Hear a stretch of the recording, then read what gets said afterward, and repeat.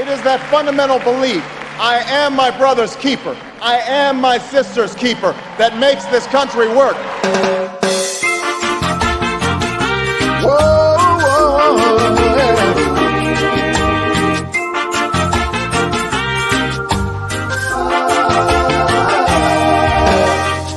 Some people are divided by religion, yeah. Oh, yeah. Some people are divided by their greed, yeah. Some people are divided by deception, yeah. Oh, yeah. Some have a lot of money but still in need, yeah.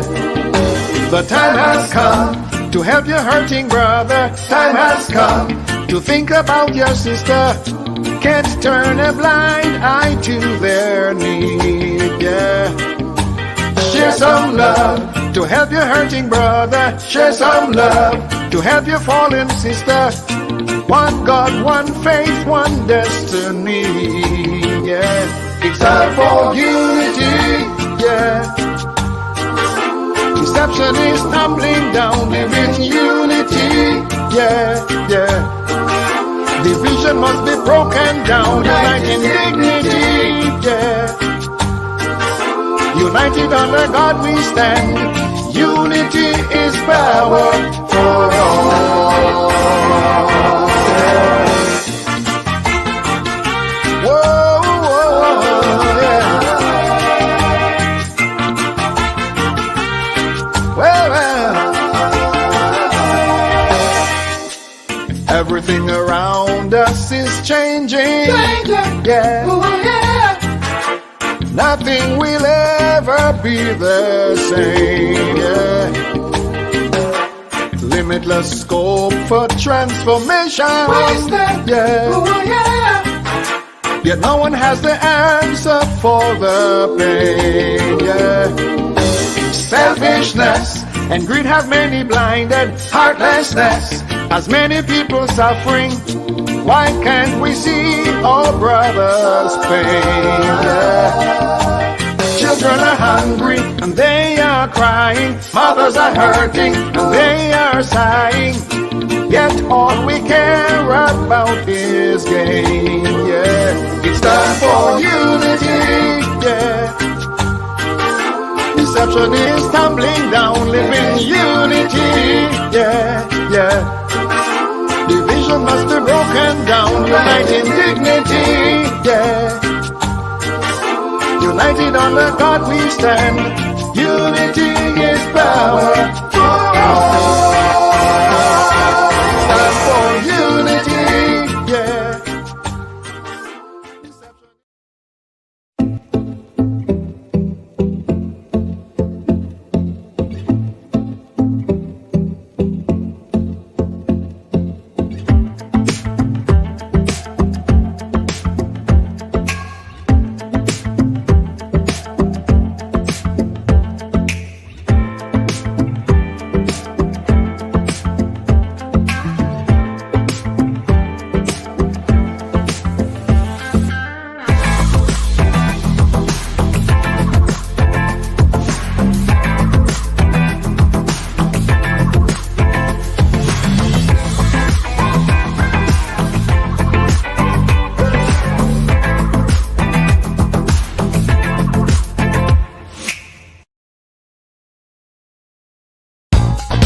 Things are falling apart much faster than you can imagine. If you do not take immediate steps now to save yourself, it will get very serious very quickly. We must come together now to save ourselves economically, socially and spiritually. You must find a strong support system while you can, because things are falling apart fast. Be smart. Let us come together to survive the perilous days ahead. This is not about who you are, or what you have. When the day is over, you will be left to face the harsh reality alone. The days of segregation are over. Don't wait until trouble set in and you find yourself up against the wall. Get registered with Lifeline today to secure support before you need it. Lifeline is not only the support giant of the BVI, Lifeline is the family you need to help you through the difficult days ahead. Don't be foolish, nothing will get better. Save yourself now before things turn for the worst. Become a registered member of the Lifeline family now and we will help you through the challenging days ahead. You can depend on us. Find us at 4 Mill Mall or call us at 540-4555 or email us at lifelinebvilimited@gmail.com for more information. Lifeline Financial Programs, the gateway to a better future.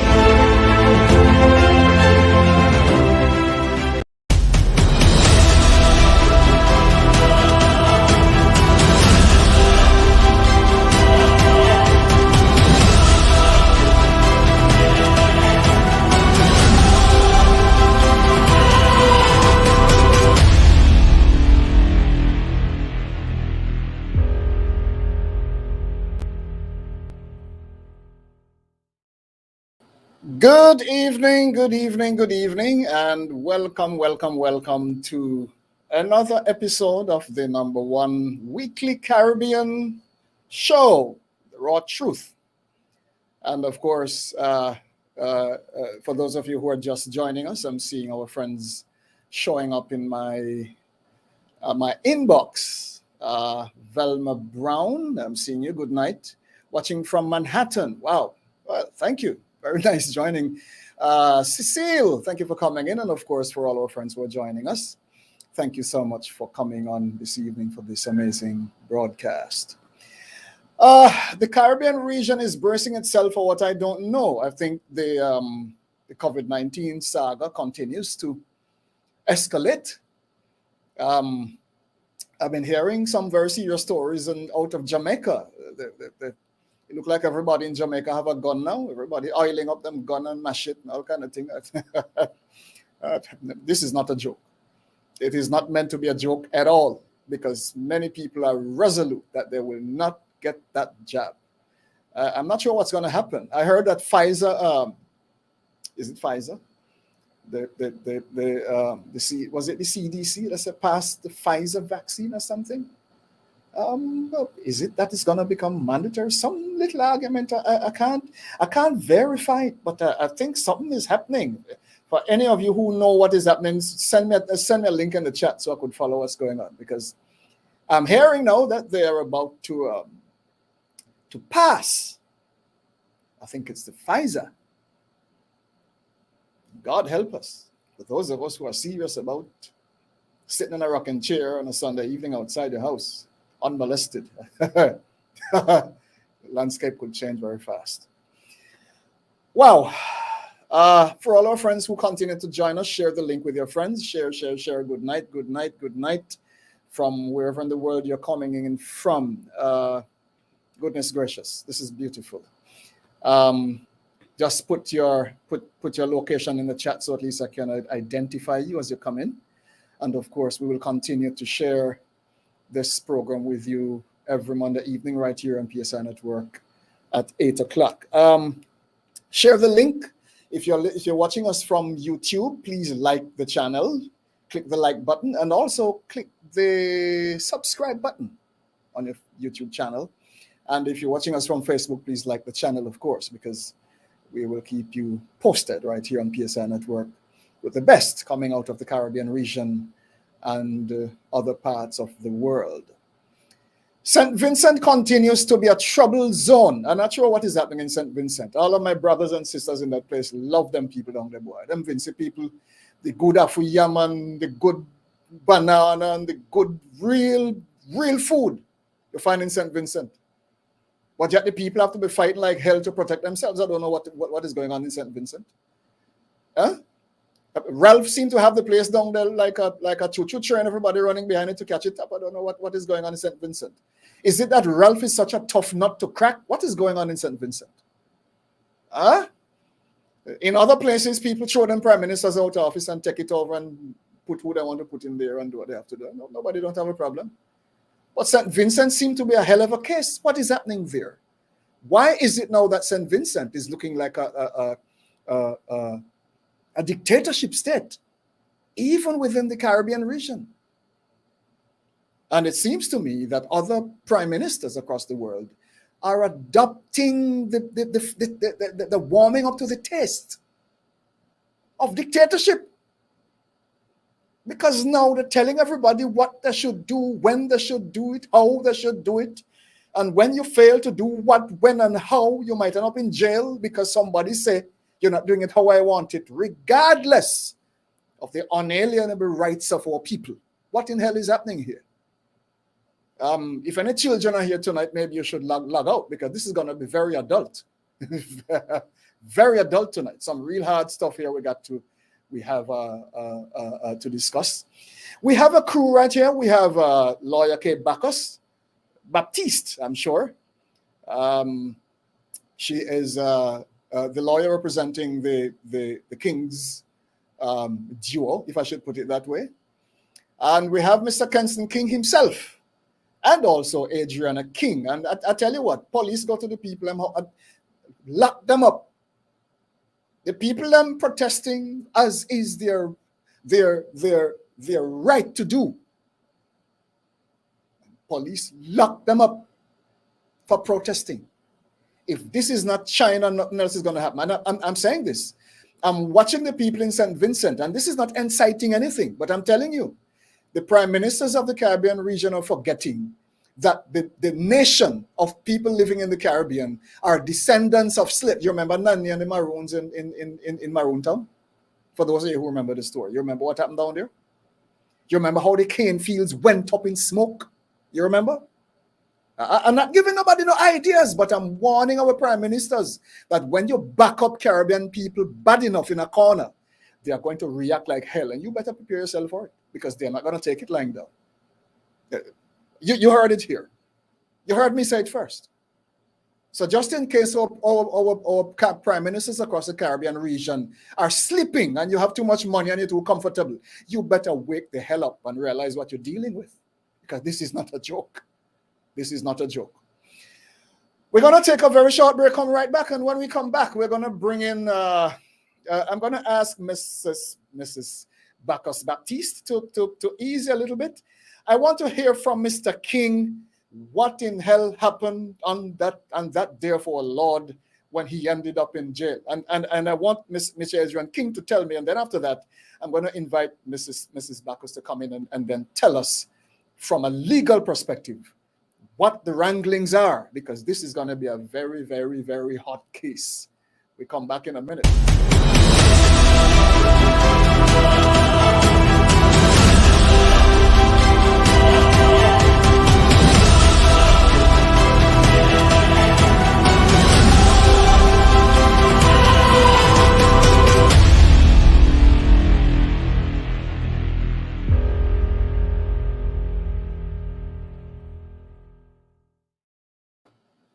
Welcome again to those of you who are just joining us. I am Kenny G, your host, and of course you're live on PSI Network. We have a very interesting show lineup for you tonight. Please share this live with all your friends, because I think we need to get this out across the world as to what the hell is happening in St. Vincent. We're all brothers and sisters. We're all one people, and whatever happens to one happens to all of us. Some of you might feel detached from it, as if it will never happen in your neck of the woods. You better wake up fast. Because where the world is going right now, you better understand that nothing that is happening outside your walls, you are immune to. Nothing at all. It could be right at your doorstep and you would never believe it. Yes? Don't take nothing lightly. Let me bring in Mr. King, the Honorable Mr. King. Greetings, my brother. How are you doing? Good night, Kenneth. How are you doing?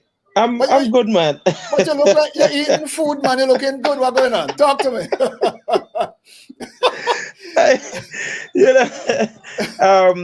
Let me say I'm happy to be back here again. And I'm really happy to see you again, Kenneth. Yes, it's a while for sure. Yes. Yeah, it's been a while. But I'm good. I'm good. Despite everything that is happening, you know what I mean? It's just there to make me stronger. And those who follow me and those who know me will know that these kind of things are like, you put a man on a bench and you put a weight on him to bench press, and the heavier the weight, the more the muscles build. Yeah, Yes. So that is all that they do for me, my brother. Wow. As I've told people, every time I get locked up, I feel closer to my idols. And my idols are people like Malcolm X, Yes. Martin Luther King, you know, the forefathers, the forefighers, you know what I mean? Hold on. Hold on. You have me cracking up here, man. When I say if you're closer to your idols, I remember Nanny and the Maroon, the busting shot Of after course, them and man. bucking up on them and turning I back tell like you. the ancestors protecting them. I wonder if it is those you're talking about. I remember when I was in secondary school, well, even before secondary school, there was a book called The Maroons, a green book. I can remember it well. The Maroons. Yes. And I've read that book about a bazillion times, to be honest. Wow. And so forth. So I remember it well. And all of these people who decided to fight, who decided to topple an entire system, to stand up to a system, and especially those persons who stood up during the time of Jim Crow and so forth, you know, Yes. even the brothers and sisters who stood up during, you know, who were part of the Black Panthers, and these are the people who I idolize. And every time you lock me up, every single time you lock me up, it's like I'm saying to them, finally I could feel like I stand in a little toe-to-toe with you know. I still they below because the stuff that they go through, the stuff that they went through and so forth, I haven't gone through. Even I don't think I have even touched what they have gone through. So knowing what I believe in and what I stand for, and I have gotten my fighting spirit from these ancestors of mine, and I feel every time I'm in a cell, it's like they're talking to me, they surround me, I feel them. To be honest, I feel them. I feel their strength and their power. So it's like you're doing that to me, you're just making me feel closer to those. The only thing left for them to do is make me a martyr, and I'll die happy. Tell me something, sir. Tell me something. You have been on this for a while. You have been fighting for the cause in St. Vincent for a while. And I say this with you should be knighted as a hero in that country. Because many people would not do the things that you have done. Many people would not go even close to understanding the pain that you go through to fight for your people. Many people wouldn't understand the needs that you have met around you with your fellow brothers and sisters. Many people wouldn't understand the days when you have the last $20 and give it away. Many people don't know those moments. Many people don't know the days when you have your plate of food and give it away. They don't know these things. You see, and the thing is, we need to talk about the fact, sir, that it's people like you that is keeping St. Vincent alive and together right now. It must be mentioned. And I commend you highly, sir. It is said here. I must say it here. My brother, you see, I to be honest, I do not even consider those things. Well, we have had this conversation, and you know where I stand when it comes to these things. Yes, and I do these things because, you know, it's what is laid on me to do. Yes. I don't do them for accolades. I don't do them because I want to garner any attention. I do them, and I do them quietly. Yes, we know. You know, and so by doing these things, it makes me feel like I'm doing my part in helping my people. You see, and that is all that I want to do. Nothing else. Yes. And I'm not looking for any reward for any of this. So sometimes you'll hear people say, "Oh, if such and such get into power, they have to remember you." And I always tell them, I say, I'm not doing this for that. Even though they don't recognize me later, I don't care. The fact remains that my conscience is clear. My conscience is settled that I did what I was sent to do. That is well, all. I tell you what, sir. I tell you what. The whole point is this. As long as you do what you do from a pure heart for your people, it is 100% plus impossible for you not to reap the benefits later. It's just impossible. This is how the universe is structured. You don't have to want it. It comes, you know. And you see, the good thing is that you have children and they will live in your... Listen, sir, you are doing the absolute... It is such a right thing you're doing for yourself and your family. You wouldn't understand it. And the day will come when you'll be honored. You will be honored. Tell me something. You were going about your business the other day, and I heard Kenson get locked up. Start from the top. What happened? Well, it was after the last protest that we had. And everybody know the prime minister got a little injury, a minor something that they tried to play and get this whole thing about somebody tried to assassinate him. Who's going to assassinate somebody with a stone? And then you lock up, you lock up a old lady, a old 60-something-year-old lady, to say that she was the one who hit you with a stone. But then you want to talk about assassination. You should be ashamed to talk about assassination and somebody hit you with a stone. Oh Lord. And then you have a 6mm abrasion. 6 millimeters. Not even an inch, a 6mm abrasion, not a chop or anything, abrasion. And then you want to come and play it up, oh, you got concussion and you got post-concussion syndrome, and where? But anyway, after all of that, they started a campaign, the police. And I'm going to tell you something very interesting with that campaign though. They started that campaign, and me and Adrianna, we were together when we heard what was happening, and they even went by Adrianna, they went by me, but they didn't meet us at home and so forth.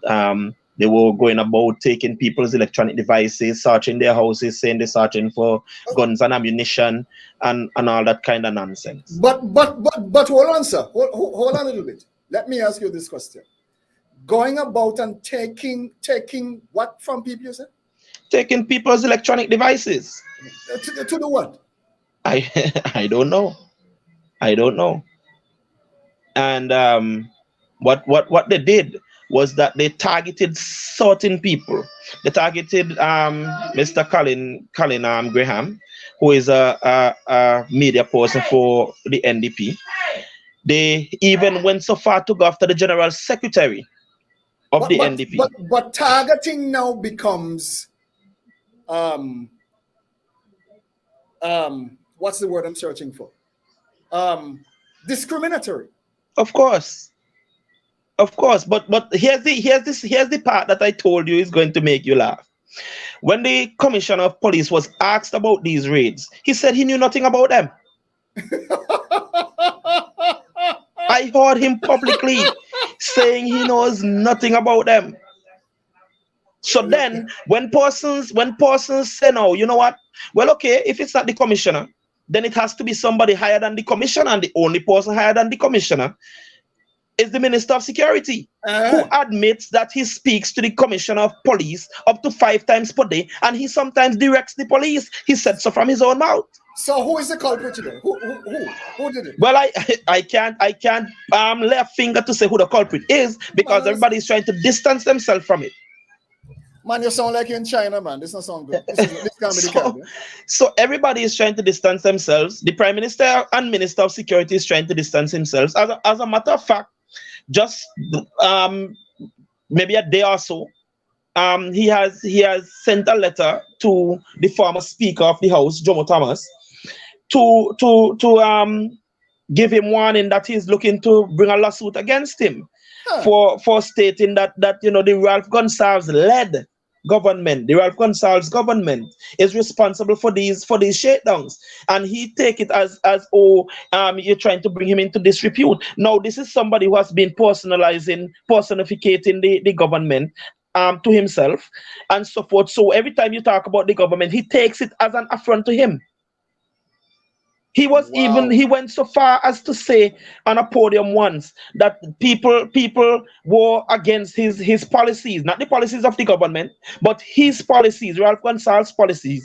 And if it's even the day of elections, he will deal with them, because he knows that their family and them are not going to vote for him, so he doesn't care, so he'll go after them and their family. This is the type of person we're dealing with. I'm here listening to you, son. I'm wondering if I'm really wondering if we're someplace in China, because this doesn't sound like the Caribbean region at all. This is Kenneth, if you think St. Vincent by itself is China, what I've taken, I think the last time I was here, I had told you something, and I'll remind you where I told you that all of our CARICOM leaders, they are taking their cue, it seems, from Ralph.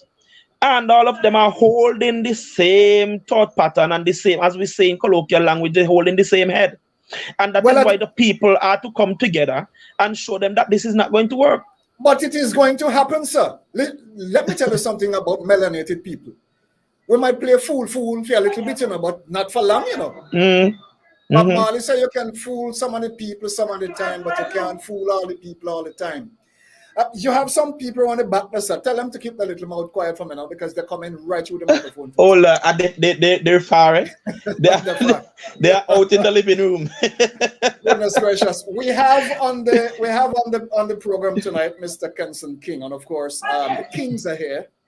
We have Kenson King, Adrianna King, and of course their lawyer, the representative who is actually looking at this matter in the courts right now. And of course, this is not a joke when police officer can back you up in a car and thief your phone. And you're not a criminal. You're not a suspect for criminal activity. But police just round you up and thief your phone like that. That is absurd. Kenneth, you asked me a question a while ago. And I was telling you, it was after they didn't get to me and Adrianna that weekend. All right. No one else was arrested. Nobody else was arrested and so forth. That first weekend. Right.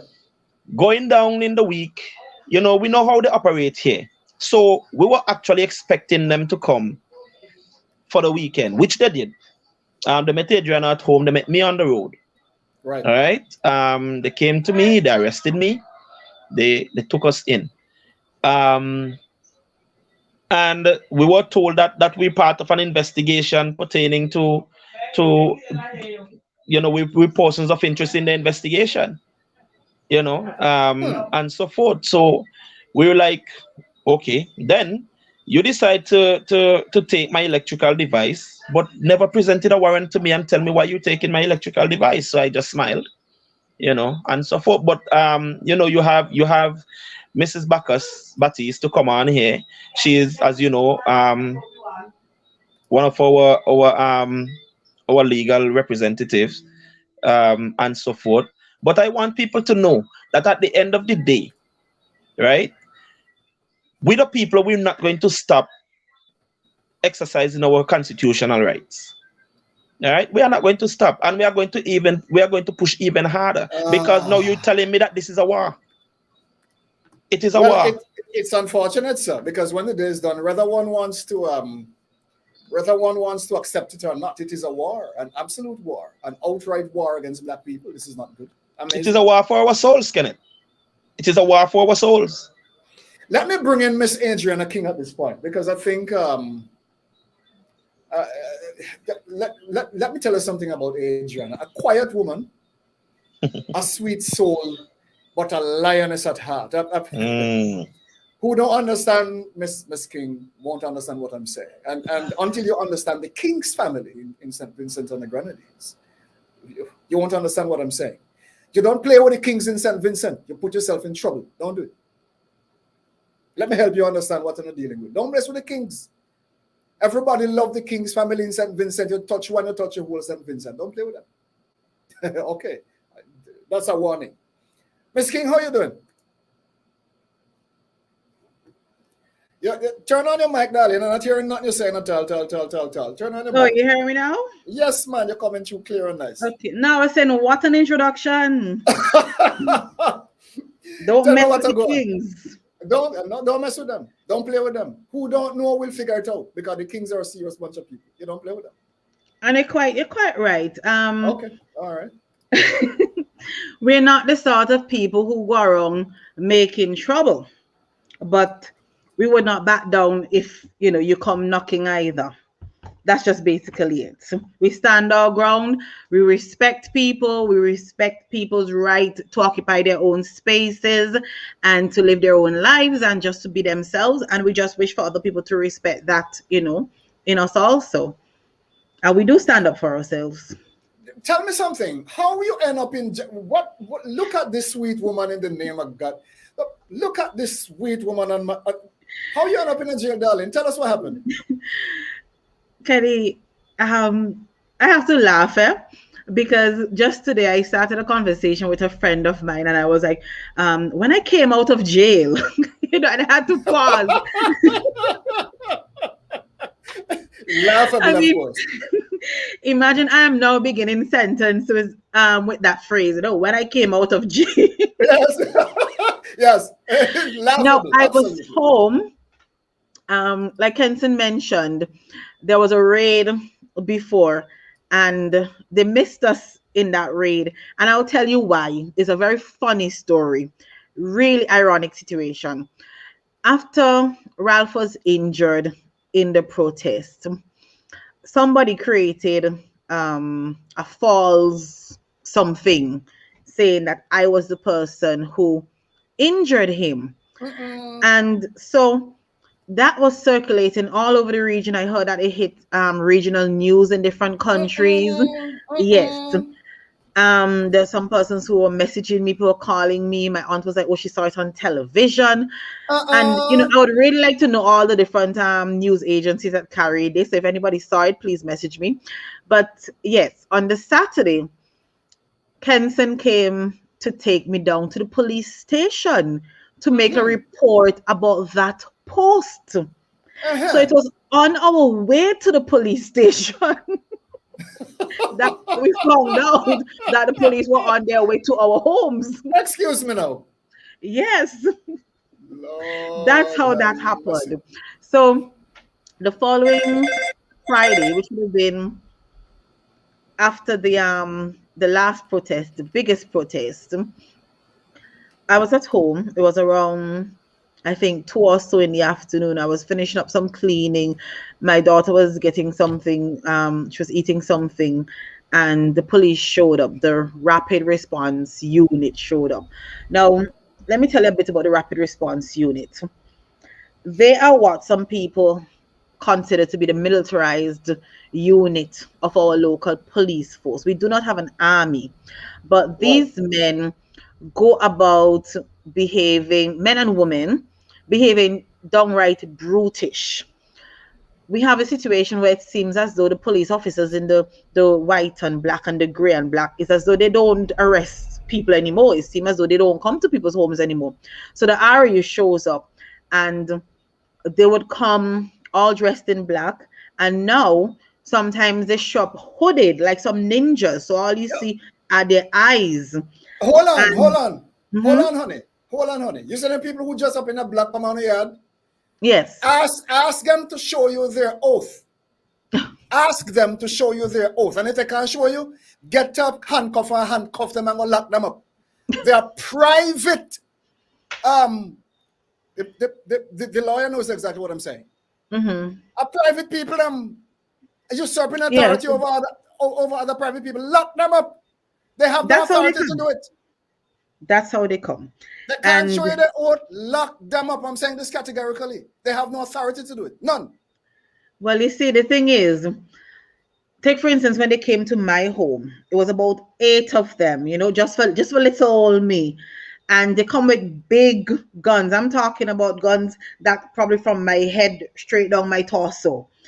And they don't come and knock at your door. And this is something that really irritates me about the way they operate.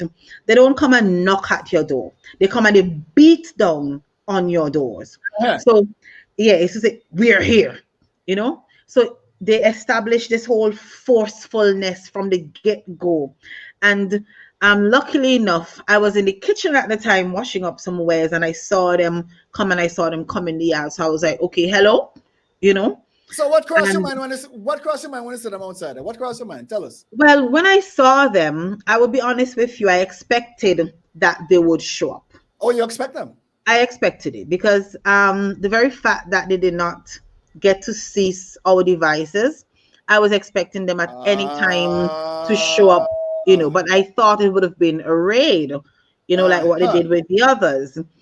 However, I was told that I was needed at the station for questioning, Questioning? Yes, that's what I was told. And I asked in relation to what? And their response was, I know. And I'm like, how would I know? You're the one who's come here. How would I know? Hold on. Listen. Good people, listen. You're locked on the raw truth, and please share this video, share this live, because man, this is real story. police come for you and the man I tell you, say, you know what them come for you for? Yeah. Private citizen. Mm-hmm. Continue. Talk to us. Yes, apparently I knew, according to them, and I insisted that I did not. So one of them said, protesting.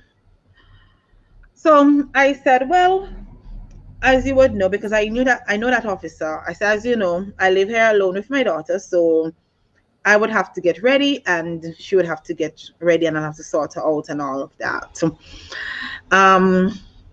You know, I was there getting her together, and I'm getting together, and then I'm in the shower, and the beating on the door starts. So I get out of the shower, and I go. Yes, I get out of the shower and I go to the window and I ask the officer, I was like, why are you beating on my door? Didn't I say that I'm coming with you? And then, you know, he's insisting that I need to hurry up and whatever. And I said, look, plainly. What the hell? Yes, and I must open the door. So I asked him, I said, do you have a warrant to be in my home? That's and right. He said, no. I said, well, then you will not be in my home. I already said to you that I will be coming with you. I will be coming with you. So allow me to get my daughter and myself ready. Now, that happened. And, you know, he insisted that I open the door. And I said, no, I'm not opening the door. You don't have a warrant to be in here. I'm not opening the door. So I said, what is it? I said, am I under arrest now? He says, yes, you're under arrest. I said, what am I under arrest for? What is the reason? Open the door. I said, no, if it is that you're arresting me, then let me hear what you're arresting me for. So I said, do you have a warrant for my arrest? No, he doesn't have one and he doesn't need one. I said, well, sure, you don't need one, but you need, you know, a cause, a just cause. So let me hear what the cause is why I'm under arrest. He couldn't give an answer. And at that point, the sergeant then would have said to him, well, he said to me, you know, hurry up what you're doing. And, you know, so I was like, okay, fine. And next thing I know, I was at the police station and I was being told then by a corporal that I was there because I was inciting violence on Facebook Lives. Hey. Yeah, so it moved from protesting to inciting violence on protest. So now you understand when I say we're living in China, because only China them the stupidness happen. If you go online and make a funny post, the police call you, knock you up because you make a funny post. And where are we now? And mine, you know, I had to stay there, not knowing why I was really there until my lawyer came. And it's when my lawyer came that she was told that it's inciting violence and had to do it to Facebook Live. And still, we had to wait there while they go on Facebook to search for things to put as you know, as a possible charge. Yes. Now, it all became quite laughable when I was speaking with them in the presence of my lawyer with the whole idea of inciting, because their thing was I would have made a statement on Facebook, and we pointed out where Minister Camilo Gonsalves, the son of Ralph Gonsalves, made a statement just the way I did, and he was never charged with inciting violence. So how then would I be charged? Take a break right there, honey. We're gonna take a short break. Come right back in a moment because this your story is no easy joke. We'll come back in a minute.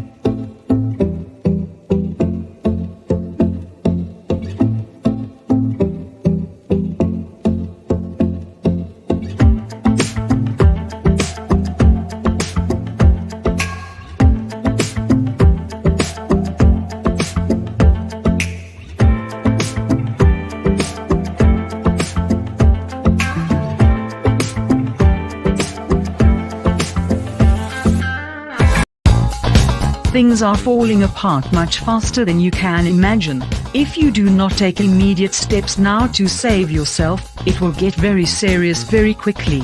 We must come together now to save ourselves economically, socially and spiritually. You must find a strong support system while you can, because things are falling apart fast. Be smart. Let us come together to survive the perilous days ahead. This is not about who you are or what you have. When the day is over, you will be left to face the harsh reality alone. The days of segregation are over.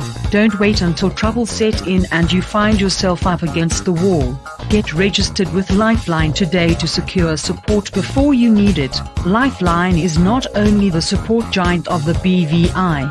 Lifeline is the family you need to help you through the difficult days ahead.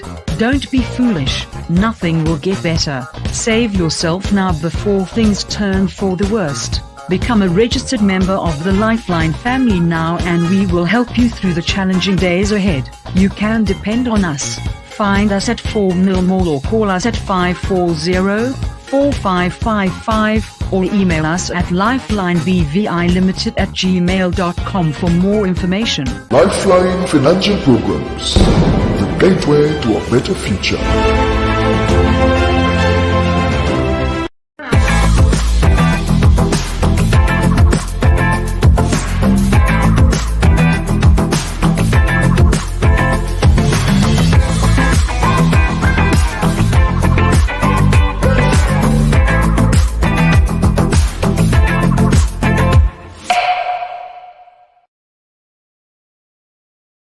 Welcome back to the Raw Truth, and of course, I'm your host, Kenny G, and of course, we have some amazing people with us out of St. Vincent. Love them Kings, boy, I tell you, them Kings are my Kings, boy.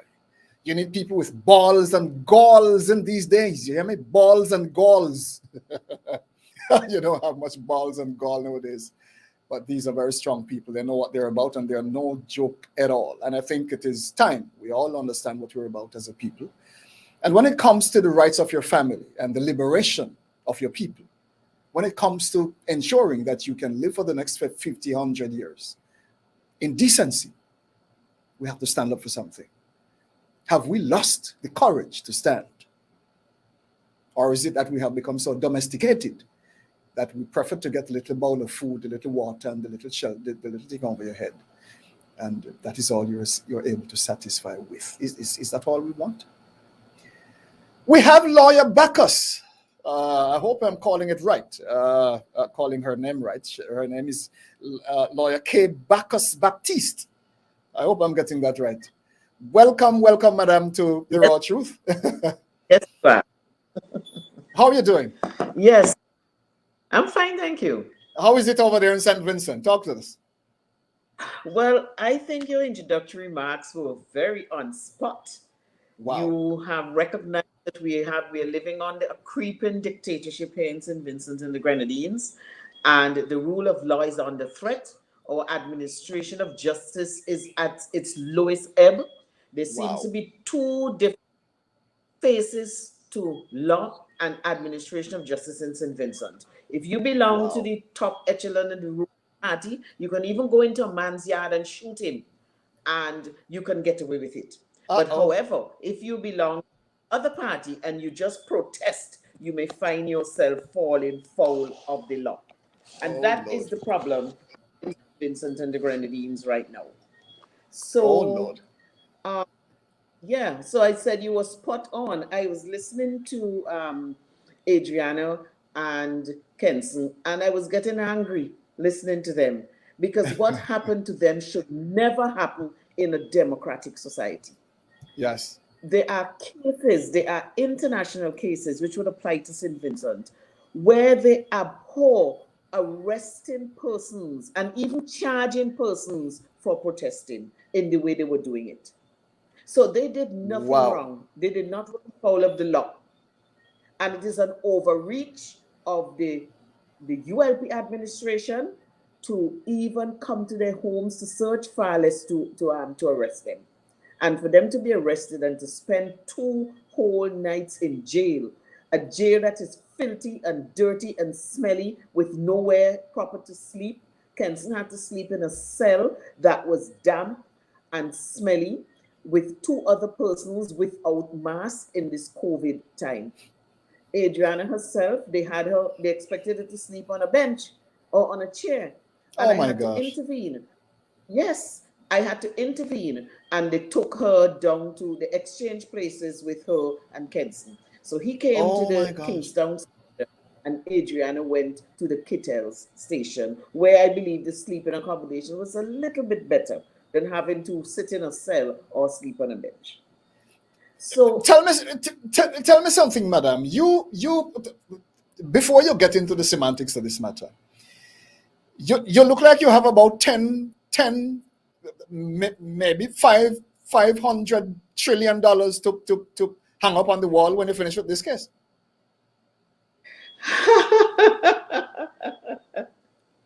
I am actually doing most of these matters when it comes to this pro bono. I'm doing this out of the love of my heart and my disgust at what is going on in St. Vincent and the Grenadines. Because it has reached a proportion now that I expect, like every other Monday morning, there's another matter coming forward. In fact, I have about 5 or 6 matters right now I'm dealing with. My goodness. To do with the overreach of the government, arresting persons who should not be arrested, and not arresting persons who should be arrested. As I mentioned with the Cornelius John matter, you probably heard about that matter. Yes, I heard about it. Yes. Right, he was in his yard, and a senator appointed by the Rav Gonsalves administration and an assistant DPP, both lawyers, came to his yard together with another person, where he was shot by the DPP, together with them acting in concert, and then he was left there to bleed. Nothing came of it, nothing whatsoever, until the public started protesting. And they protested so hard. I wrote the Commissioner of Police, I wrote the Prime Minister, I wrote the Director of Public Prosecutions, with little or no response until the public, they took to the streets. And this is the backdrop of what I believe the administration is mad with Kenson and Adrianna for, because they were part of the protest, protesting the rights and justice for Cornelius John. Eventually, because of the protest, the senator was charged and the assistant DPP was charged, but with minor offenses. Nobody came to their yard and arrested them. No black squad, like what happened with Kenson and Adrianna, turned up and arrested them and put them in jail and have them sleep overnight, 2 nights in a dirty, squalid jail. Nobody came searching for guns at their homes, even though it was alleged that the senator, who does not have a firearm, pushed a firearm in the face of Mr. Cornelius John, who is also my client. So I want to say there are 2 justice in St. Vincent. I don't say this lightly. No one came to Senator Ashel Morgan's house and arrested her in any way, like how you heard Adrianna explain to you what happened to her. No one arrested either the DPP for offenses involving firearms. But you have the police turning up, searching homes of persons who are closely connected with the ruling, with the opposition party, for merely protesting. Okay. Hold on now. So this is political. It is definitely political. I was telling to you that they were protesting now. Now, the protest that led to the injury to the Prime Minister came after a series of protests, all dealing with the administration of justice, the lack of accountability in government, the refusal to charge the persons who were injured, Mr. Cornelius John, and then lately the amendment to the Public Health Act, which because they wanted to make the vaccines mandatory. So there was a series of protests building up, and this one on the 5th of August was the biggest one, supported wide support from trade unions, nurses, policemen, civil servants, ordinary workers, farmers, Rastas. The Rastas were there with their drums beating. and of course the opposition party. It had wide support, and I think that terrified the government. Mm-hmm. And so they used the fact that Gonzalez was injured to come and search people's homes, say they're looking for firearms. Well, I didn't know he was injured with a firearm. They didn't go and search Harry's house. Yes. They didn't go and search Ashel's house, but they came looking for firearms. And they searched about 12 persons' homes that night simultaneously. Kenson didn't tell you that they also searched his aunt's. There's another King, Lucette King. Probably heard of her too. Hold on. You said them went to Luzette's house as well? Yes, they went and they seized her phone, her devices. Yes, what the hell they went to her house. That was the weekend before. I mean, when you say that there is tyranny in St. Vincent and creeping, it is not a joke. It is not a joke at all. Not only did they go to Luzette's house and seize her her cell phone. Yes. The Monday, when they brought the lady who they accused of firing the stone that hit the Prime Minister, who is also my client, and that is another story. When they brought her to court, and Lucette turned up to court just to show support, do you know what the police did? The police arrested Lucette King and took her to the police station, where they detained her for hours. No charge. She did nothing wrong except turn up to support this lady who was falsely accused of throwing the stone that damaged the Prime Minister. You know what is my take on it, madam, and I'm very sorry to interrupt your flow here, but I keep saying it, you know. I keep saying it. And maybe if I was in St. Vincent, somebody would tell me that I'm inciting violence. But only a jackass with no brain and no vision, I said that categorically, would say such madness when you have been abusing a people the way Vincentians have been abused and don't expect them to react. It's only a jackass would think that way. And if this continues, and I see, God forbid, I see the day when Vincentians get really mad after they've had enough. I see flames in that place.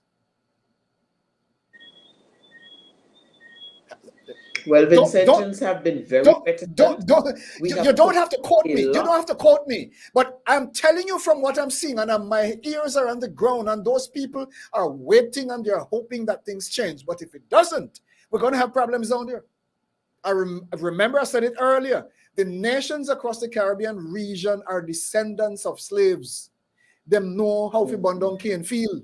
I am not sure why our prime ministers are not understanding this, and they are pushing the people to a place where they are feeling cornered, they are feeling abused, and when you start to, even a dog, if you abuse it, it will bite you. A dog.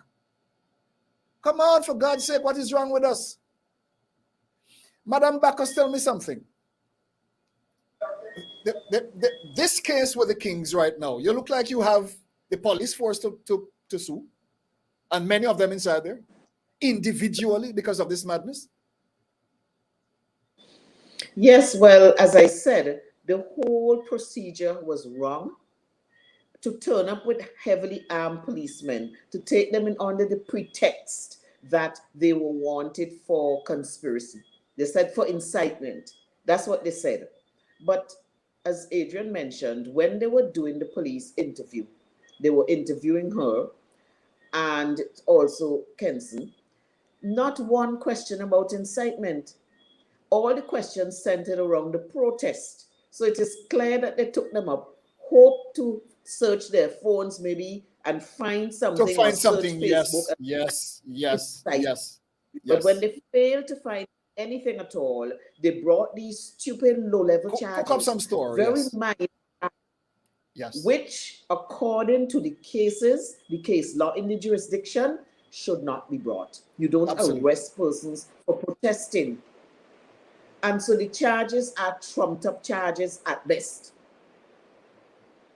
Wow. And so I'm looking forward to when they give me disclosure, because the court ordered disclosure. So they have to give me their witness statements, the evidence that they intend to rely on to find my clients guilty of concerned. You know what the charges are? They are charged with 4 charges. 4 charges. 2 surrounding their last 2 protests, the one on the 4th and the one before that. And they concerned with organizing a protest. That's what they're charged. Concerned with organizing a meeting. So protesting is illegal in St. Vincent? Well, it seems that this is what they believe. They are citing an archaic Public Orders Act, which was enacted in 1951, before we had the Constitution, which has enshrined. I notice you put up the United Nations Declarations on Human Rights, which are apt. They apply in this situation, just as the Constitution does. The right to freedom of expression, the right to freedom of movement and of assembly. All these rights are enshrined in the Constitution, as well as the United Nations treaties that we signed on to. But they are deciding that, and it came from Ralph Gonsalves, he actually referred to this act, and then you have the police referring to the same archaic act, which to my mind, anyway, it does not apply to protest. It applies to public meetings, like when you have political meetings and you have to ask for permission. Well, when you have to notify the police about it. That is what I think the act applies to.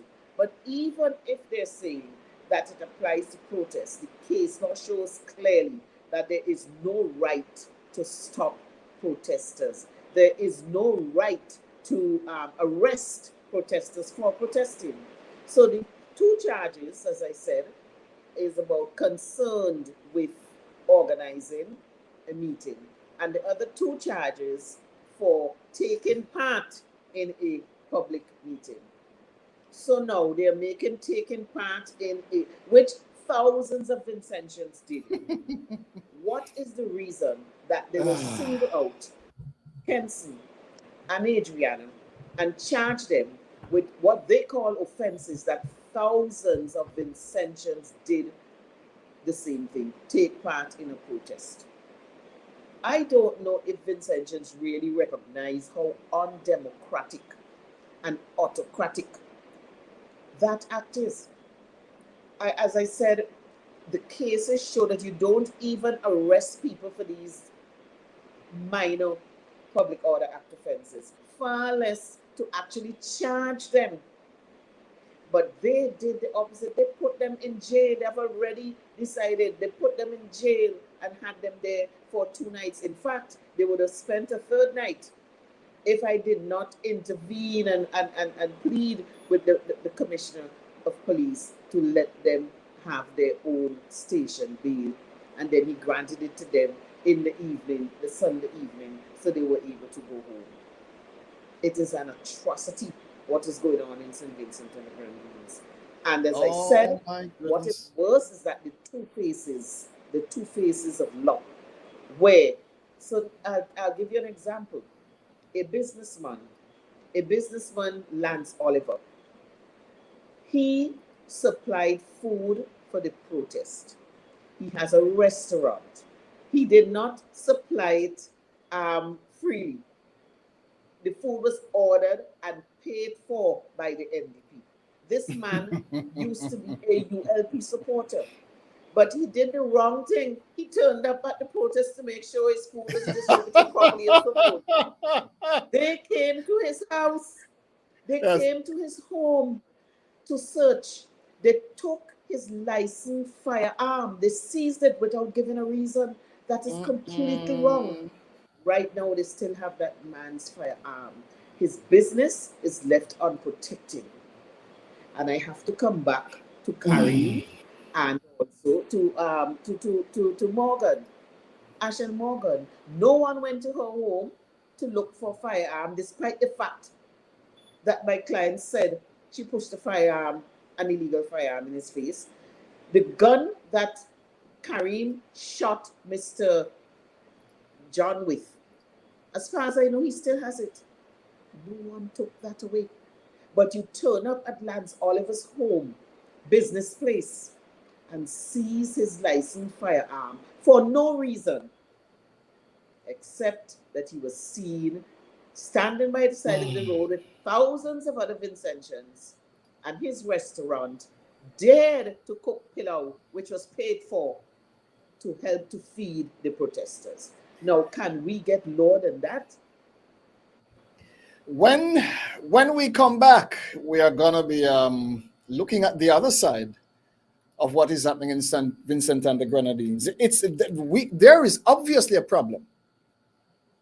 St. Vincent is obviously having a serious problem. And I think Ralph Gonsalves has created a mess in that country. The big question is, can he fix it? If he can't, question number 2, what will Vincentians do to fix this mess? We come right back in a short moment.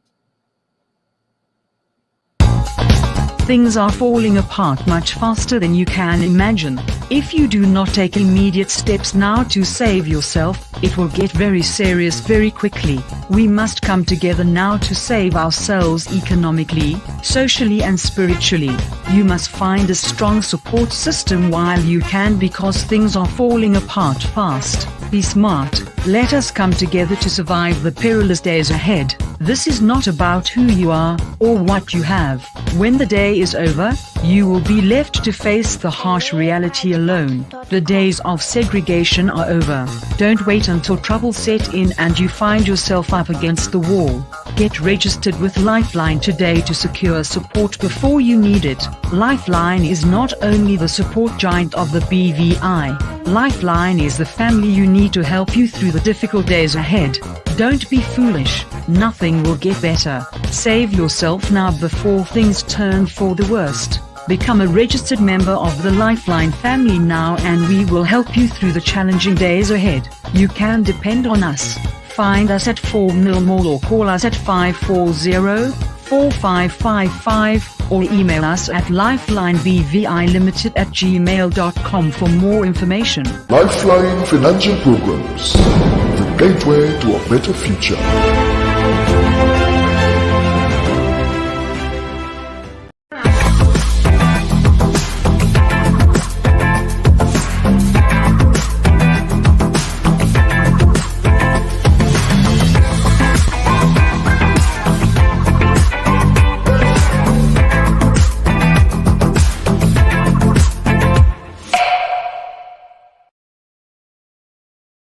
Welcome back, and you're live with us right here on The Raw Truth. Of course, this is your Monday evening program as we broadcast across the Caribbean region and the rest of the world. And of course, we continue to bring you very interesting stories, very interesting presentations of the facts as they present themselves across the Caribbean region. How are we dealing with our own situations in the Caribbean? Do we understand exactly what we're up against? Are we prepared to move into the 21st century with decency and order? Are our people given the decency and positioned to be dignified by their prime ministers and premiers and whoever else in hell who are managing this region, which I think it's a failed state? I'm at a point in my life where I have no regard for leaders across the region because they have not been dignified in their actions. I'm yet to find one. I am yet to find one. And if you know one, you send me the link in the live and tell me which one is a dignified leader within the Caribbean region who we can count on to provide decency and order for their people. Which? Everybody puff their pocket. It's all about the money. They get in there 2 years and that's it. Pocket full. And by the time the 3 or the 4 years are done, they could live good for the rest of their lives.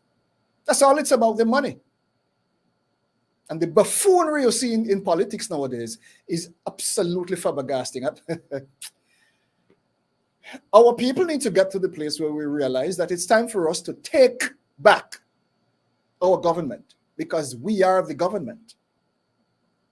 Our people need to understand that where the people you put into the office cannot do the job that you put them there to do, you need to take them out of the position and manage it yourselves. So what? You put them in the office to manage your affairs, and you got to sleep and wake up, and all of a sudden they are gods and the dons, and what else? All of a sudden you're afraid of them because they have become monsters. The same way you put them in there, the same way you can grab them, drag them out there, and take back your position as government. It's your position, not theirs. They are your servants.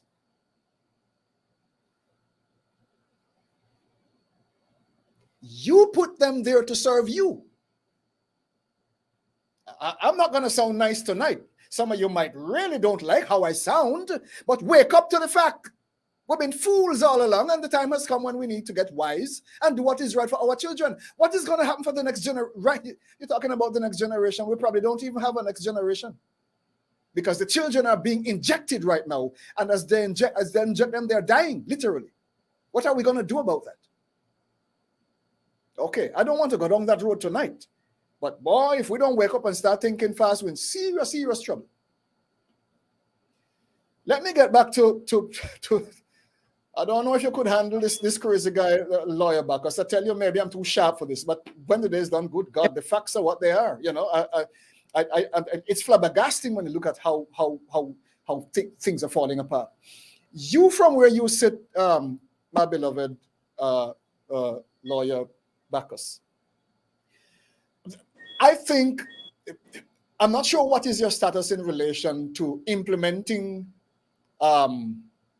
what you call it,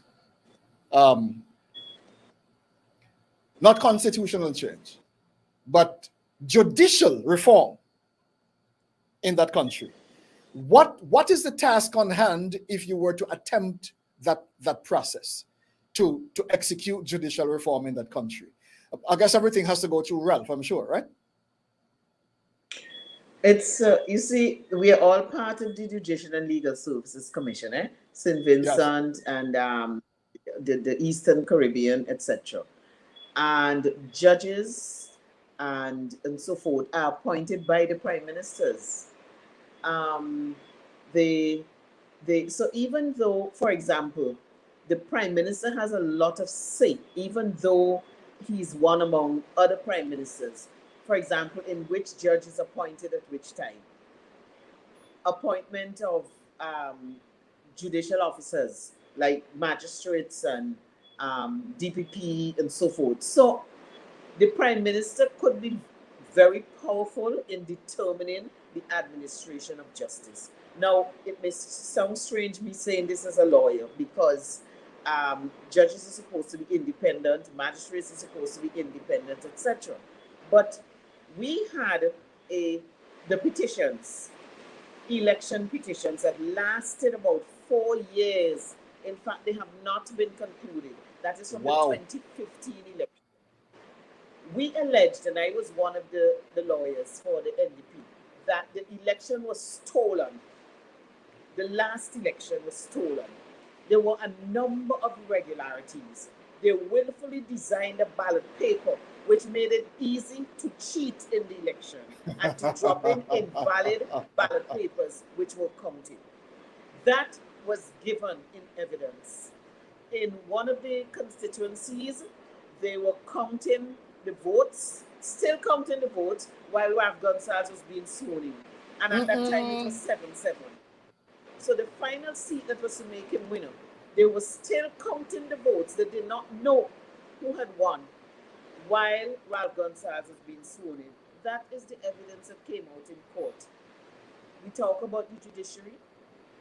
A judge was brought into St. Vincent to try these petitions. And wow, something very strange happened. that same not leeward petition, not windward, sorry, petition, which the evidence produced by the respondents, that is the government side, was so poor and so bad that he did not know what to do. So he did nothing. He just simply dismissed our petition. He did not give a valid reason. He could not give a reason. Oh, now, Lord. even the lawyer who is acting for the government realized that on appeal, this would be serious. You don't even have a reason for saying you dismiss it. When you have your evidence is that you lost all the papers, you lost all the documents. That is what they said. They lost the documents that they should have put away. They said they were still counting ballots while Ralph was being sworn in. So the judge, as I said, just dismissed it. The lawyer said, but you can't really do that. You need to give a reason. The judge was functus, meaning he was no longer sitting on the case. Nevertheless, he wrote another judgment, a subsequent judgment, to pretend to give a reason for his dismissal. Yes. And in writing the judgment, he forgot that he was not in the Court of Appeal. He said that ground of appeal fails. Our ground of appeal failed, and he's writing a high court judgment. I tell you this to show that sometimes the administration of justice and judges they put in positions, they could run afoul.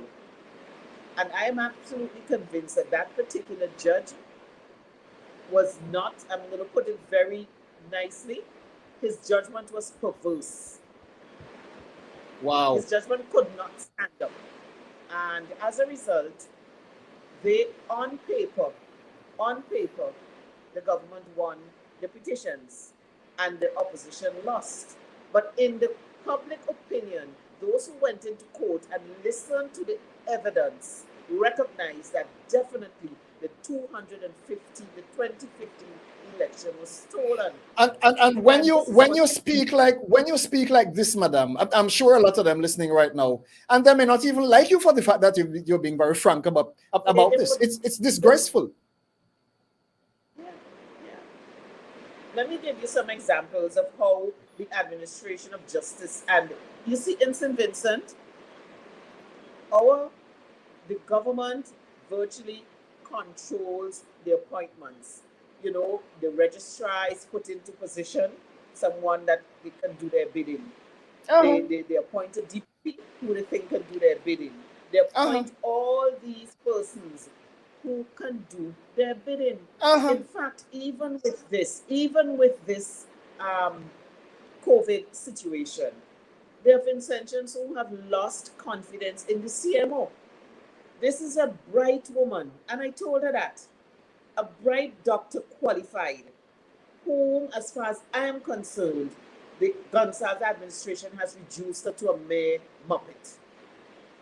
Just more or less supporting his policies. And that is what has happened in St. Vincent. It is very, very sad to see how persons are put in position who would do the bidding of the government, and it is accepted. It is accepted.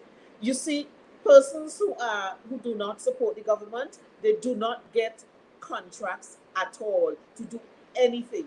Government money is spent on ULP persons only. They get the contracts. Wow. They get the positions. St. Vincent is divided down the middle. Wow. Those who support the party and those who don't. And as I showed you, even if you support the party and somebody more important than you who support the party come in your yard and shoot you, because Cornelius John was an avid supporter of Ralph Gonsalves himself. From since Ralph came into politics, he supported him throughout. But somebody who was deemed to be more important than him came into his yard. He was shot and he could not get justice. In fact, they turned around and charged him. They gave him 3 charges. Hold on. You mean shot the man and charge him? Yes. Yes. They gave him 3 criminal charges,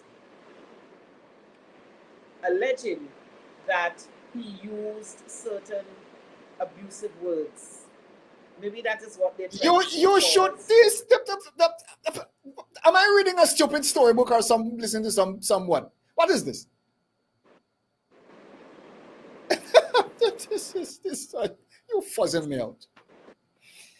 Listen, people, when you listen to a lawyer speak like this, candid, without bias, having no regard for political influence or whatever else the garbage anybody else might have any regard for, right?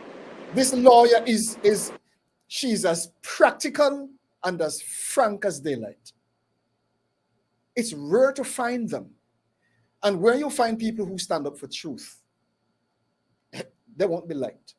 I could understand why lawyer Bacchus has to stand for these 2 wonderful people to protect their rights, because having a sense of decency and strong regard for her brothers and sisters in that country, she would have no choice but to do what is just and right to help them to rise above this nastiness. I've never seen it. This sounds like not even Africa. Africa is now a classy place when it comes to political matters, I think, when compared to St. Vincent, because it seems we're going from bad to worse down there. Is it that the other prime ministers and premiers across the region are copying some of this nastiness? I hope to God they don't lose their brain, because not everybody will put up with this madness as Vincentians are doing. I'm telling you, they won't. It's crazy. Lawyer Bacchus, in relation to where the case goes with the Kings, and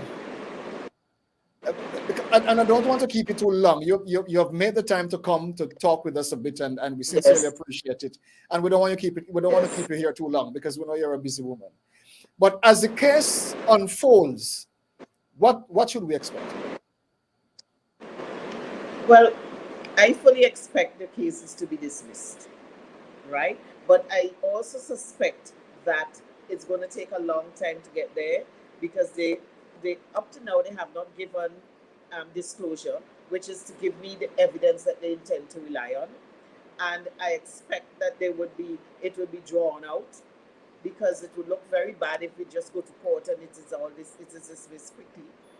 I cannot see on the law. I cannot see how they can win these cases.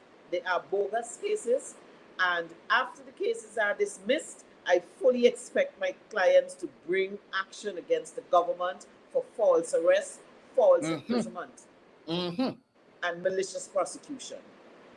And they would win, and then they ought to be rewarded, because the state will have to compensate them. Yes, I totally agree, and I totally support the position. I totally believe that these wonderful people have been doing, all they have been doing is what is their absolute constitutional right, but yet they have been abused in doing it. And I'm not sure why Ralph cannot get it, that you cannot keep good people down. Don't try. You burn the ashes, they're going to rise out of it. You can't stop them. I'm not sure when they're going to realize that what they're doing is absolutely ludicrous and a waste of time. It doesn't work. Madam Bacchus, well, you have been an absolute inspiration. Thank you so much for taking this on. And thanks for standing for these wonderful people. I love the Kings, the Kings are my buddies, and a lot of people in St. Vincent know Kennedy and love Kennedy, and I love them just the same, including yourself. Nice meeting you as well. You're a wonderful soul. And thank you for standing up for the rights of Vincentians, because we are all our brothers keepers. And you could stay where you are and say, well, this does not affect me. And so I'm really happy that you feel so passionately about this problem for another sister island. Thank you very much. Yeah, man. St. Vincent people are my brothers and sisters. Love them. Bishop Charles and all them, man, right here in the BVI are Vincentians. You're talking about Bobs and Mrs. Bob. Hi, Mrs. Bob. A good friend of all of them people. Nice people. Sweet. Most of my friends are Vincentian people. Great people. And of course, I salute them. And of course, thank you for standing up for your people. Amazing. Much appreciated. Good night. This is not going to be your last time here, so I'm sure we'll be keeping in touch. All the best to you. All right. Okay, madam. That was lawyer K. Bacchus, Baptiste. Gosh, God bless that woman, an amazing woman who is standing up for her people in St. Vincent to ensure that that lawful rights are protected. Because what I realize, not all things legal are lawful. The color of law is what is driving all kind of madness around this place. And these wicked prime ministers are using color of law to captivate people and mash up them life and thief them money and fill them pocket with money using the color of law when it is 100% illegal. And our people need to wake up to understand the difference between the color of law and what is lawful. All these statutes and madness that most of these premiers and prime ministers are drafting against people. It's a total violation of your rights, my beloved brothers and sisters. I know some of you won't like me tonight for speaking the truth, but hey, wake up. Welcome to the raw truth. Welcome. Let me go back to to Brother Kenson and my beautiful sister Adrianna. Let me go to Adrianna. How do you feel now after all this, looking at the whole thing? How do you feel now? Tell us. How do I put it in words? I think I feel strengthened. I feel even more convinced that we can't stop fighting, because if people could be locked up for protesting, then it clearly shows that we are no longer living in a democratic country. And it's at this point where we have to fight hardest.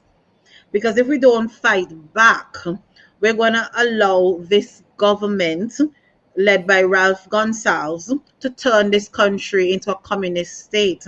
And we can't allow that. My child cannot grow up in a communist state. I prize our democracy. And for me at this point, it's just a matter of, to keep pushing forward. We must keep fighting.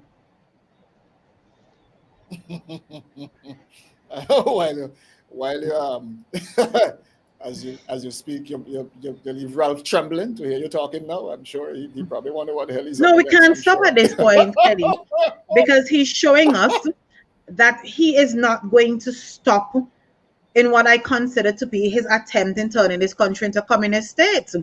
He is pushing forward. So we have to fight back. We have to be the resistance. Yes, I totally agree. And when the day is done, it is your constitutional right to say such and to do such. Yes? I'm not sure why anyone would be afraid to listen. It's fuzzing me out right here, because I'm not even sure if BV Islanders put them in St. Vincent would stand up for that 1 minute. No, I think from the last protest, it's clear that Vincentians are seeing him for the evil that he is. And I say that unapologetically. They're seeing him for the evil that he is. And many of his supporters, many of his supporters were on the streets, and they promised to be on the streets again, because they tell you plainly, this is not what I voted for. This is not who I voted for. And they're very upset. And so he saw the biggest protest against him. He's never seen that. He has never seen that. Quite frightening, I'm sure, right? Yeah, he saw the streets filled, and not just filled. He saw the streets filled with people who will not back down from him. And so now he's out here threatening lawsuits left, right, and center. People just laughing at him. It's like, here we go again.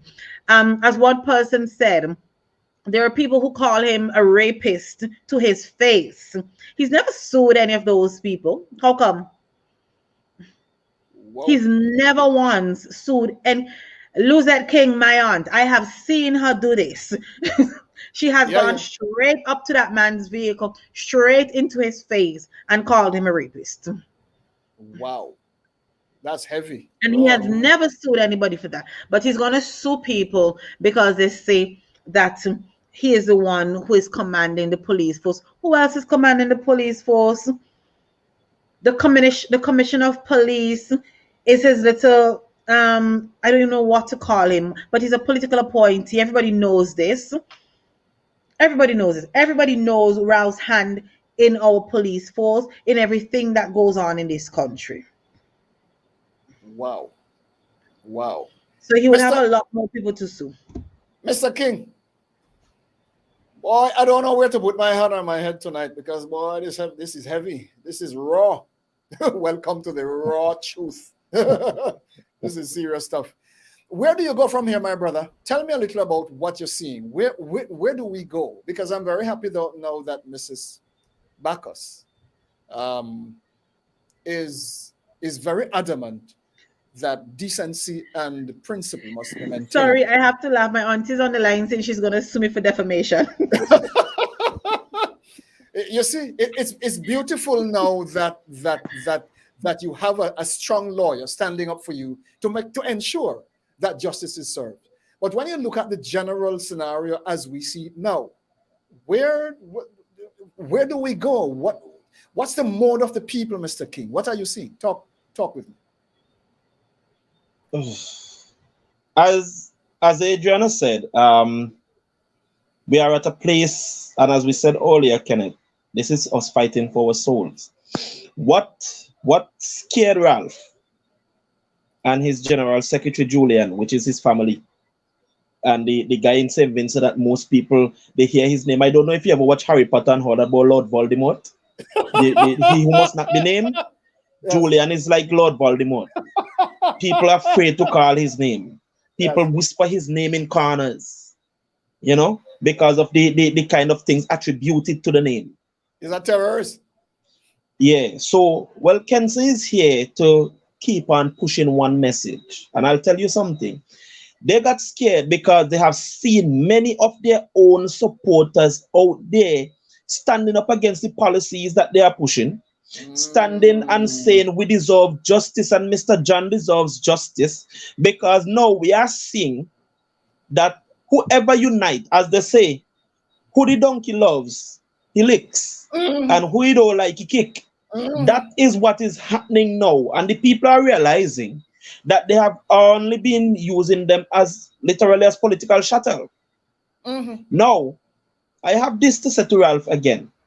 Ralph has this thing that he is Lord and God over St. Vincent. You know, he has this mandate to do as he feels and as he wants, and love to use legalism to do what he wants. But I have this to say to Ralph. Remember the French Revolution. And remember that the king and queen lost their heads, and you lose yours metaphorically if you don't be careful. I've been pushing this all along. Yes. Culture has a song. If you fight against the youth man of today, blood I go run. And I've said it before, and I'll say it again. If you continue down this road, as Mr. Auden Graham said some years ago, blood will run in the streets. Because I said before, not everybody is going to sit down like the fowl or the goat or the bird and keep their wings tucked in and bow their head and take a beating from the elements. All of us are not made the same. And Adrianna made a point just now where she spoke about this country literally becoming a communist state, and her child, she cannot see her child growing up in a communist state. Well, I have this to say. If St. Vincent is to become a communist state, there are those of us who we know we're going to die. We know that. We know we're going to suffer. We know we're going to die. Camilo, the Minister of Finance, Ralph's son, has stated that NDP supporters should suffer and die. Now I'm going to say this. I know that I will die. So here, I'm going to die fighting before it gets to that point. And whatever means I have to use to get that done, it will be used. Whatever means. Yeah? And by now, Kenneth, they know me well. And whatever I have to do to stay free in this country, I refuse to live under oppression in St. Vincent. I refuse. I have two beautiful daughters. I refuse to have them grow up in this country. You know what I usually tell my fiance? I usually tell her, I say, look, see those two children? If it so happen that I have to make the ultimate sacrifice, history one of these days will be kind enough to my name. One of these days, somewhere down the road, somebody will remember the name Kenson. But remember to tell my daughters, your father stood for what he believed in. Your father stood for democracy. Your father stood for the rule of law. Your father stood for you, and he was willing to make the ultimate sacrifice for you. So don't ever forget that strength. Go with it. As long as that happens, I'm good. Whatever I have to do, whatever is necessary to make sure that this country does not go down into where we've seen it's going, into that abyss, I will do. Goodness gracious. I'm actually speechless for words. I don't know how else to say it. You see this beautiful young lady right here in the glasses there? My jailbird buddy. Yes. Listen. How dare you? How dare you? Listen. I walk with the likes of Nelson Mandela now, you know. How dare you? Respect. I on my strike. Respect me. My apologies. My apologies. Good folks. What answer? When I say push a fight, and come out the rat and push fight. I'll say this. Who knows and she knows. I love how I cook food. Oh yeah. And I will do anything that I have to defend and protect her. Hold on, she's your cousin, your what? My cousin. What is it? Oh, your cousin. My cousin, yes. Wonderful. And I will do, she knows, I will do what I have to and what I must to protect her. And Luzette is your aunt, I'm sure, right? And Luzette is my cousin also. Yeah, where do you go? Okay, so that's your they aunt. know. Okay, wonderful. They know. Right. They know how it is when it comes to my heart and them. And so wonderful. I'm sending a message to the rest. When you decide that you think you could go at them, move me first. Well, I tell you what, sir, the time has come when it is either we understand who we are, and what we're about, you know. Or if that is not clear in our minds at this point, then we're in serious mess. Mm-hmm. Yes, go ahead. I was just about to say, I agree with you on that. And I said that to Kenson today. I've said it to Kenson over and over. I've made, comments about it on Facebook. We as Vincentians, we're at a point now where we have to decide, are we going to flee or are we going to fight? And our police force, more than anybody else or more than any other unit, they need to decide, are they going to stand with the people who are fighting for them, or are they going to stand with the oppressors to help them to oppress even themselves and That's us? True. Makes sense. Absolutely. Wow, powerful. And regardless of what is happening, I don't think all the police officers are with this madness. I think you have some decent officers who perhaps don't even have a choice. They are right there on the back end, straddling along, helplessly perhaps, because they can't even let their opinion be known. Because should that be so, then they would find themselves being exploited as well. And that is very serious when you're in a position like that. And it is not unique to St. Vincent. It is in the BVI, it is in Jamaica, it is everywhere in the world. It is a very nasty situation, and our people need to fix it. Well, you see, they have to decide. They have to decide, because we have made our decision. Many others have made their decisions. People have lost jobs. People are losing jobs. So they too will have to decide, look, we're going to fight against our oppressors. We're going to stand with you, because as Charles Sampson always quotes, he says over and over, the power of the people is greater than the people in power. And once we have the police standing with us, who's Ralph Gonsalves? And with or without the police, who's Ralph Gonsalves? Let me take another break. This is our final break for the evening. And of course, when we come back, we're going to get the final words from these two beautiful people. Goodness gracious. St. Vincent have some of the most wonderful people in the world. Resolute, amazing, and peaceful. But if you get them out, you're in trouble. Don't play. I'll come back in a minute. Things are falling apart much faster than you can imagine. If you do not take immediate steps now to save yourself, it will get very serious very quickly. We must come together now to save ourselves economically, socially and spiritually. You must find a strong support system while you can, because things are falling apart fast. Be smart. Let us come together to survive the perilous days ahead. This is not about who you are, or what you have. When the day is over, you will be left to face the harsh reality alone. The days of segregation are over. Don't wait until trouble set in and you find yourself up against the wall. Get registered with Lifeline today to secure support before you need it. Lifeline is not only the support giant of the BVI. Lifeline is the family you need to help you through the difficult days ahead.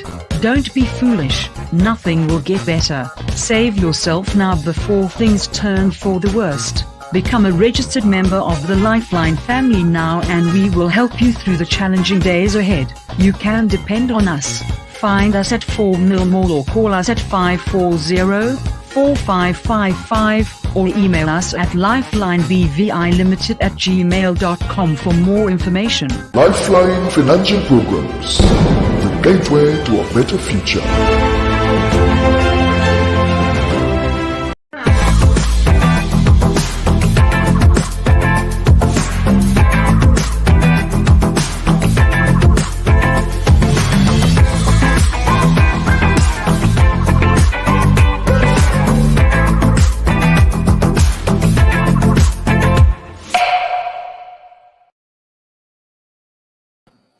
Welcome back, and we're in the final minutes of this amazing presentation this evening. I'm Kenny G, of course, and thank you so much for joining us.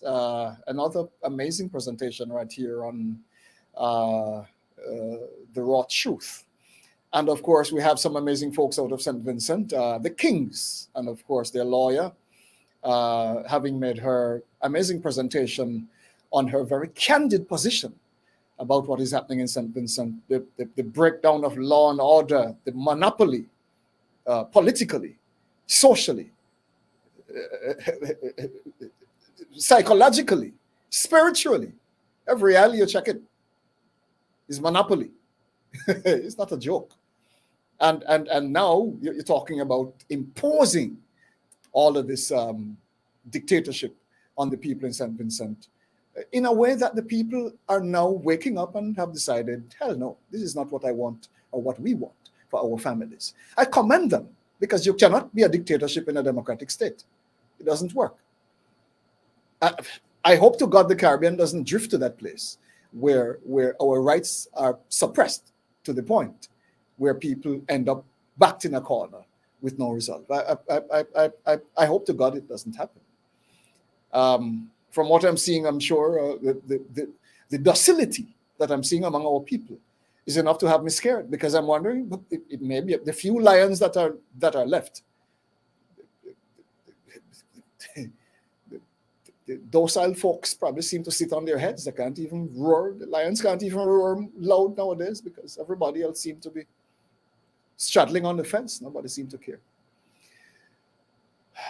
But Kenson King and Adrianna King, they have made up their mind. Hell or high water, whatever they want to do, they will not bow, but they will do what they need to do for the liberation of their people. I'm sure St. Vincent is absolutely proud of you both.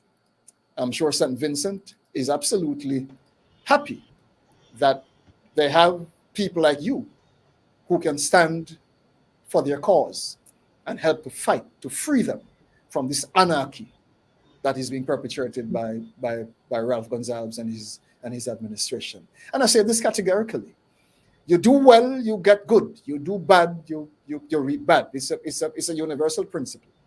And if you play stupid, then everybody look at you as a mumu. A mumu. I use the word all the time. You play stupid, you become a mumu. Huh? And it is not unique to Ralph Gonsalves. Any prime minister across the Caribbean region, and I'm addressing you tonight. It is either you do what is just and right and be seen as dignified, or you behave like a jackass and people watch you as a mumu. I'm a mumu. It's simple. And welcome to the raw truth. That is what the program is. And some of you don't want to hear the truth. You better wake up fast. As we close, my beloved brother and sister, what are your final words? Let me ask Madam Adrianna to give us her final words as we close. What would you like to share with our viewing audience before you go? Well, the first person I want to address is Ralph himself. I want to remind him of something I said to him on his very first day back in office. I said to him plainly on the protest line, do the right thing. And I issued a long, open letter to him. And I said to him plainly that if he doesn't do the right thing, he's going to leave office in shame. Nobody's trying to do anything to hurt Ralph, but Ralph would end up hurting his own career, and he would leave office in shame if he doesn't listen to the people of St. Vincent and Grenadines.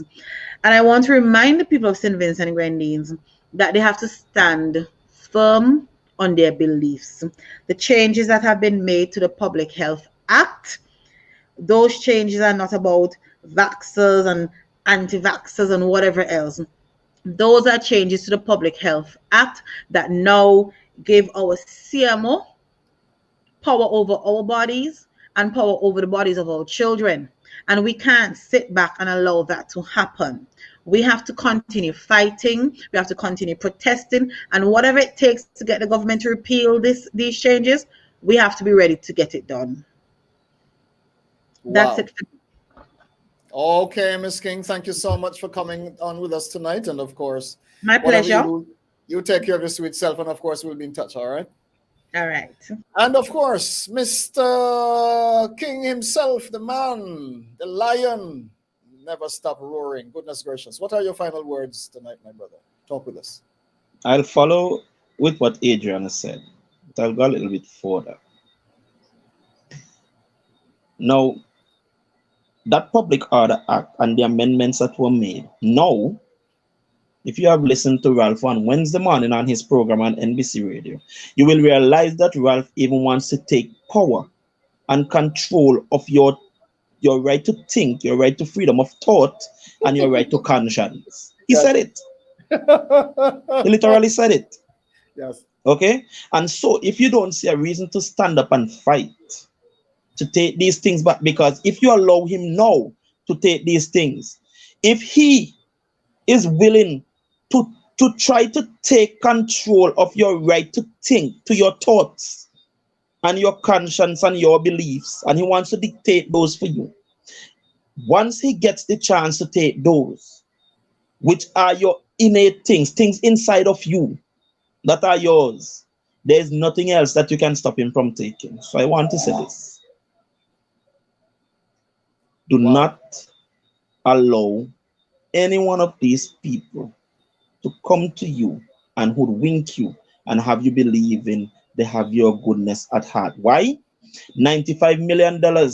This government has misappropriated, stolen $95 million within the last 5 years, 2010 to 2015, that our audit show. They cannot say where it went. In 2017, $109 million they spent outside of parliamentary approval. Nobody know what they spent it on or how they spent it. Special warrants were being abused. Nobody knew until when it was brought to the fore, they tried to run. They overdo the overdraft. And when they can't pay, they turn it into a loan. These are the kind of things that are happening in this country. No transparency, no accountability. You deserve better. And my final thing to Vincentians, to Ralph, and to his moribund bunch of cabinet ministers.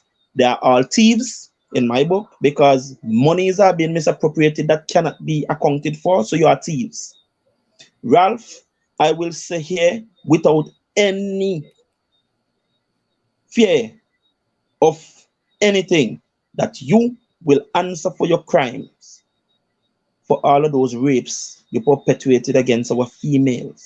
I am not saying this just so you know.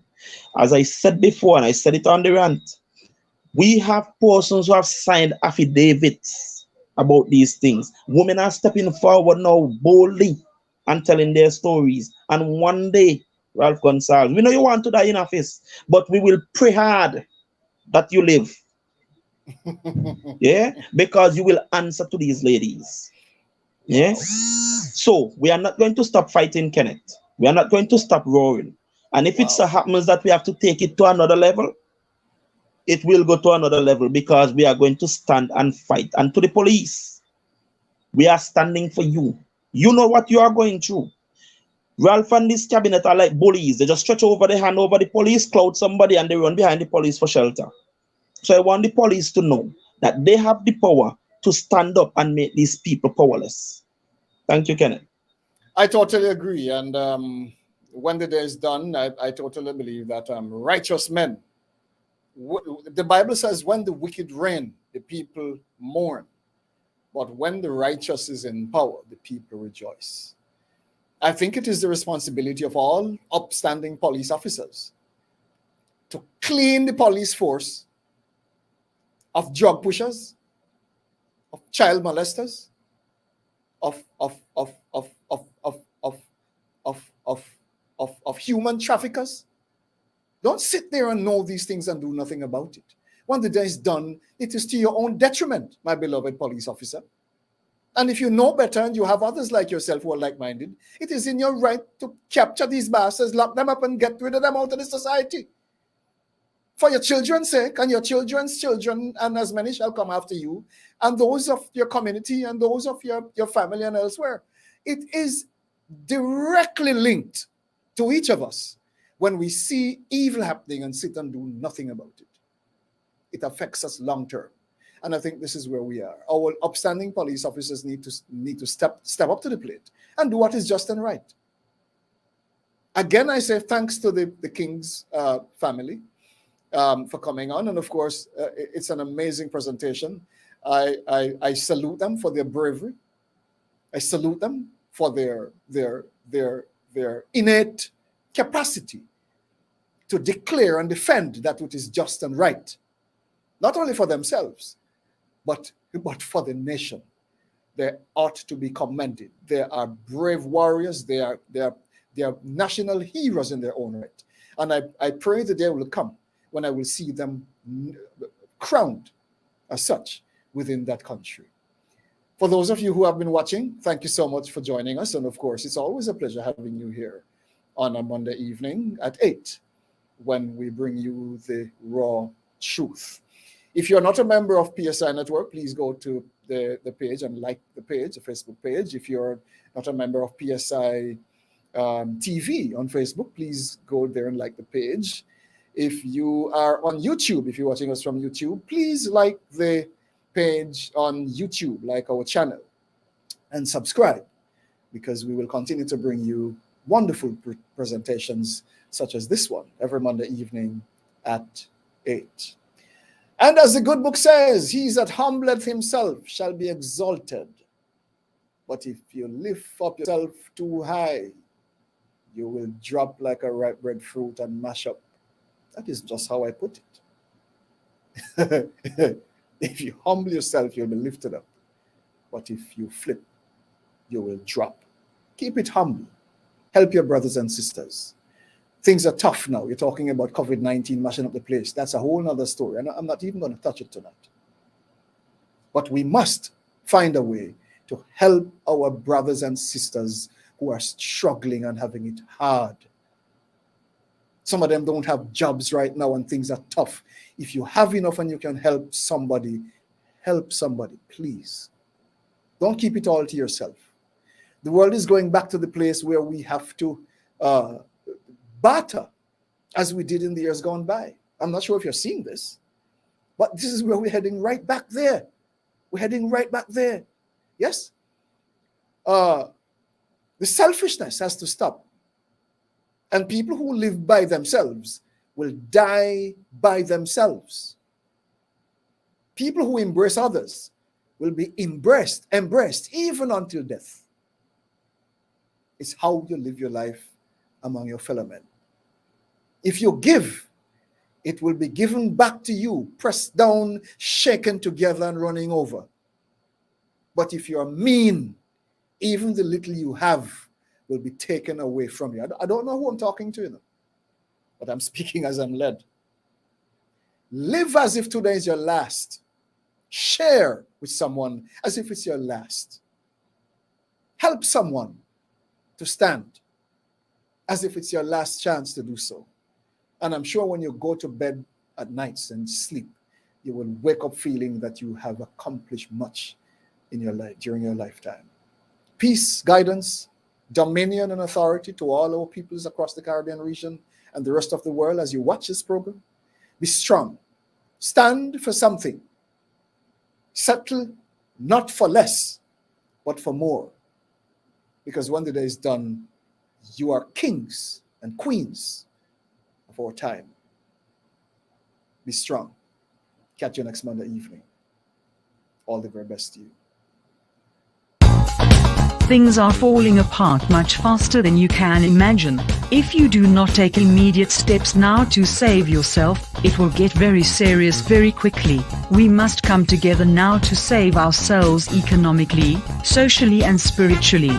You must find a strong support system while you can, because things are falling apart fast. Be smart. Let us come together to survive the perilous days ahead. This is not about who you are or what you have. When the day is over, you will be left to face the harsh reality alone. The days of segregation are over. Don't wait until trouble set in and you find yourself up against the wall. Get registered with Lifeline today to secure support before you need it. Lifeline is not only the support giant of the BVI. Lifeline is the family you need to help you through the difficult days ahead. Don't be foolish. Nothing will get better. Save yourself now before things turn for the worst. Become a registered member of the Lifeline family now and we will help you through the challenging days ahead. You can depend on us. Find us at 4 Mill Mall or call us at 540-4555 or email us at lifelinebvilimited@gmail.com for more information. Lifeline Financial Programs, the gateway to a better future.